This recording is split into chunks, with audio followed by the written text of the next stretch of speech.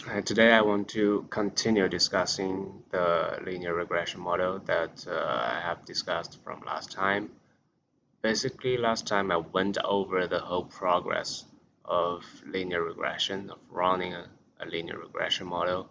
But sometimes, after we get a linear regression result, we have to look back to examine the residuals to see if our assumption, if this model actually holds.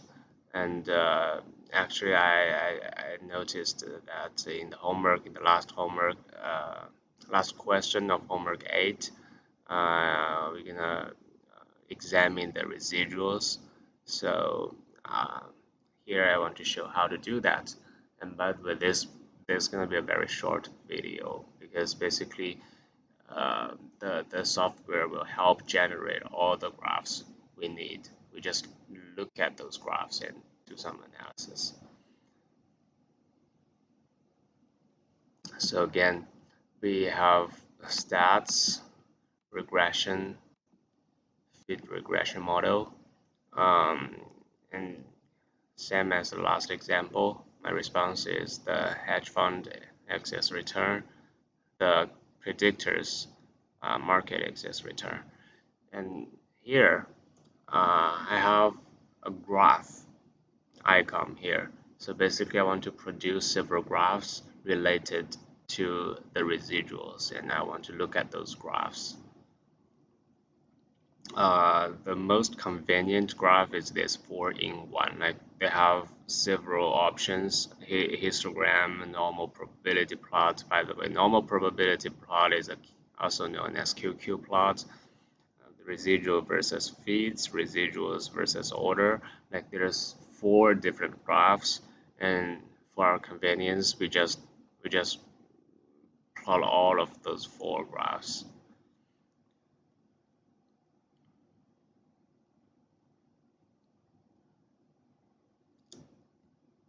Then also it generates the regression equation, the line of best fit. But then like in the end, I got 4 graphs.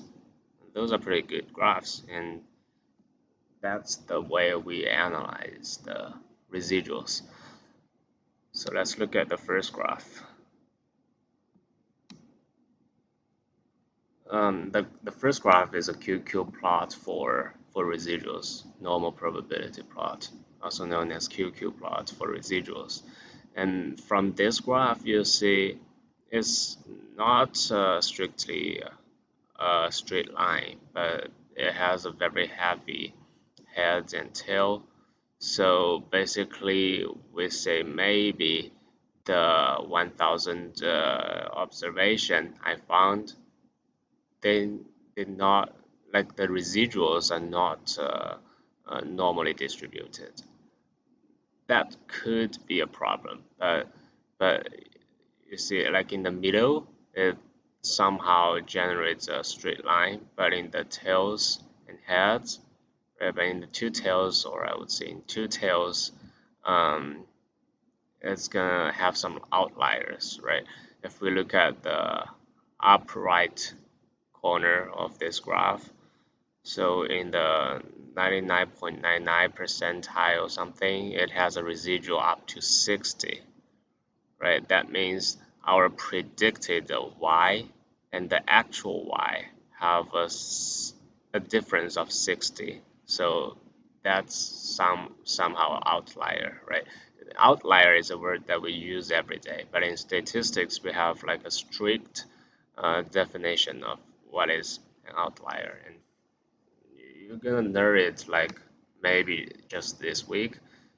Actually, Minitab will generate all kinds of diagnostics of unusual observations, and you learn some of those unusual observations are known as outliers, and they have like the symbol of R and X. And if you look at the notation, the R represents large residual, X represents unusual X, which means maybe our predictors are too high or too low. But R represents the large residuals. That means when I generate the line of best fit, I find my predicted Y and the actual Y have a very big difference than the this mini table generates. It will find all those points and tell us by pointing it is a R, right? And definitely this point in the upright corner it has a large residual. Um, but again, like we like a normal residuals. So if you plot this QQ plot and find it generally lines on a straight line, that's a good news. The most important graph is this second graph, the residual versus fitted value graph. The fitted value is just our predicted y. So basically, we have a line of best fit, and that line of best fit give us the our predicted y, right? And then we find all the residuals and plot it against the fitted value or our predicted y. So I found an example because there I have like 1,000 data points and it's hard to look at all of it. So basically, this is a very good graph. It's pretty chaotic, and which means our model holds. Because if the all the data point shows some pattern, then basically it means I find some patterns in my residuals, and that is not a good thing for linear regression model. We just want randomness, right? I plot a line of best fit, and sometimes the actual value is higher than my predicted one. Sometimes it's lower, um, and for the most of the points, I want my residuals are not so far away from my predicted value, and sometimes like for 5% of my data points, I expect the residuals are a little bit larger, right? They lie further away from our line of best fit. That is something I expect. There's no pattern at all, right? It's random, it's chaotic. In this graph, maybe you cannot see those kind of chaotic because I have like 1,000 points lies in the middle of this graph. But I find like another example here, and also that helps you to find the relationship between this residual plot and this line of best fit plot. So basically, this is my regression model graph, right? The red line is the line of best fit. All the blue points are observed data. On the right side, so that is a pretty good example. I want you to locate the relationship between this graph and the residual versus fitted value graph. On the right side, there's 5 red points, right? They have so basically this graph, like we want to find the relationship between muscle strength and our alcohol level. And on the right side, right, we have pretty high alcohol level. It's around 40. Um, and what is our predicted y? What is our predicted muscle strength when alcohol level is about 40? We just find the line of best fit and we plug in x equals 40 and we find y is close to 14. So that is our predicted value, predicted y. So for all those 5 points, like the x is pretty close to 40 and our predicted y is very close to 14. And what happened when we plot those 5 points in the residual versus fitted value graph? Lies on the left, right? Because the fitted value, as we said, is our predicted y. For all those 5 points are close to 14, right? So in this graph, it lies on the left. And then we plot all the residuals, right? At the middle, the residual is 0. And for some data points, we have a positive residuals, and some have negative. Like in this graph, we see the top 3 data points, they have a positive residuals. And in this graph, by the way, the residual is just the vertical distance between our observed data point and the line of best fit. It's a vertical distance, that is the difference between the predicted y and the actual y. So again, in this graph, we have 3 points that have positive residuals and 2 have negative.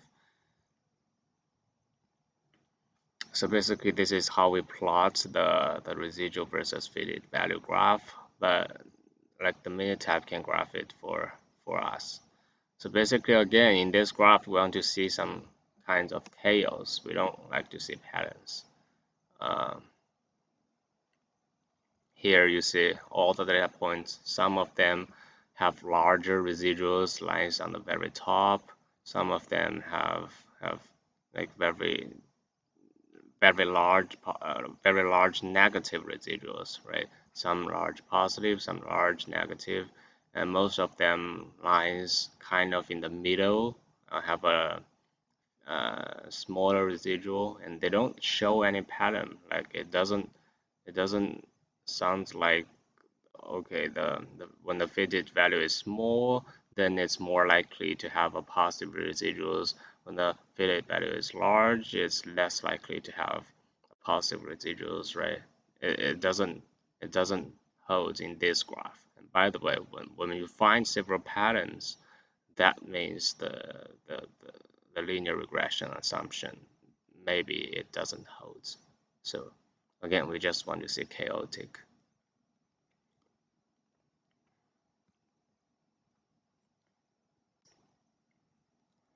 The third graph is a histogram of the residual, right? So from this histogram, you kind of see this is symmetric. So my 1000 observations, they kind of symmetric. We have like 0 lies in the middle. We have some positive residuals. We have some negative residuals. But actually, this is not a normal distribution. It's just a symmetric distribution, right? Because in the first graph, we see that the QQ plot like all the residuals they doesn't lie in a straight line, but so we see it's not a normally distributed. But in the histogram we see okay it's symmetric, so maybe it doesn't matter too much, although it's not a perfect normal symmetric distribution, but it's at least symmetric.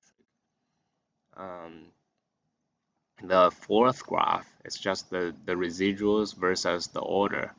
So the difference between the second graph and the fourth graph is during the second graph we like order all the data points by its fitted value, by the predicted y. But in the fourth graph we order all those residuals by the data that we input to this software. So when I input 1000 data points, they kind of have an order from 1 to 3 or all the way to 1000. So I just plot the residuals for each data point by their order. And again, to look at this graph is not too clear to look because there's 1000 data points and they kind of gathering together. So a good graph for linear regression model is also like all those data points are kind of chaotic, and actually this one is not that chaotic if you look at it this way, because you'll find like in the first several, like in the first 200 observations we kind of have a larger residuals, we have more outliers, and for the rest 800 observations the residuals are kind of small. But again, this graph, because we have 1000, so most of the data points are perfect. And but if when your observations are like small and you can look at this graph more clearly, and also it's good that you find nothing in this graph, chaos. So actually, when I do that homework, I plot these four graphs. So I don't know if professor changed some values, but basically it would look something like this.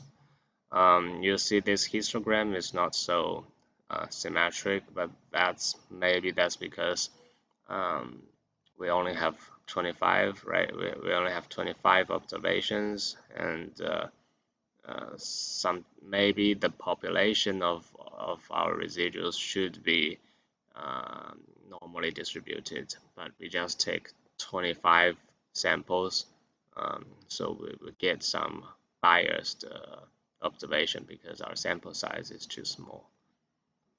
Uh, so basically, I expect you guys to like draw this four graphs and say something about that. Right here in the fourth graph, right, you can view it more clearly, and I would say it's somehow chaotic, right? There's there's no pattern how you can find a positive residuals or where you can find a negative residuals, right? And some of them are positive, some are negative, and, and it's pretty, and you cannot find any pattern actually. The second graph, which I think is the most important graph, also you'll see there's no pattern, um, and which is a good thing. Okay, so basically this is how we analyze the residuals. So after we run the regression model, right, we calculate beta 0, beta 1, then we calculate some other parameters to help us like do the t-test of beta 1 to calculate r squared and r, right, all those things. But one very important thing is we should look back to this model and to see, okay, if my observation really fit the linear regression model. And a good way to do it is look at the residuals to see if there's huge problem.